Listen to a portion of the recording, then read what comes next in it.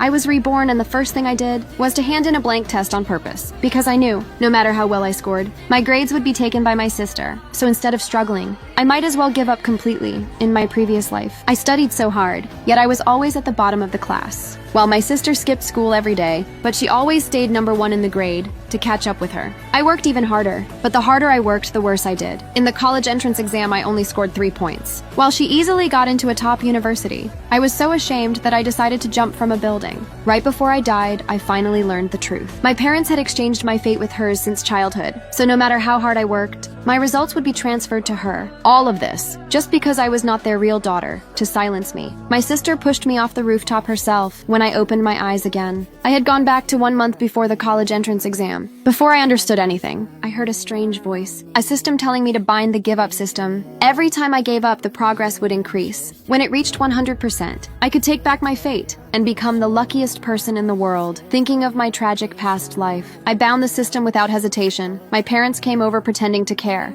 telling me not to lose heart. Even though I was last again in the mock exam, my father said he already signed me up for tutoring. He said he believed I would amaze everyone next time. In the last life, he used this excuse to make me attend over 10 tutoring classes every month. I thought he cared, but now I understand. He was only draining my fate to feed their greedy family of 3. My sister heard about the tutoring and immediately laughed at me for being stupid. She said tutoring me was a waste of money. She still did not know about the fate exchange. She thought her good grades were natural talent. I was thinking about how to refuse my father, since she said it was a waste of money. Of course I would not go. The system said my give-up value reached 7% after I left. My parents looked at my sister with annoyance. They knew exactly what her real level was. If she were not their biological daughter, they would not bother with her at all. Tomorrow was the national physics competition. The top 3 could enter a top university directly. She believed that as long as she performed normally, she would definitely be accepted. The next day, the competition began. My father pretended to care, telling me not to be nervous, that I would always be their daughter no matter what. The bell rang. The exam started. Everyone began reading the questions, but I stood up to hand in a blank test. Since I had to wait half an hour, I simply laid down and slept. My sister tried to answer, but found the questions suddenly difficult. She could not even understand them. 2 hours later, the bell woke me up. The exam ended. My parents rushed over, asking how I did.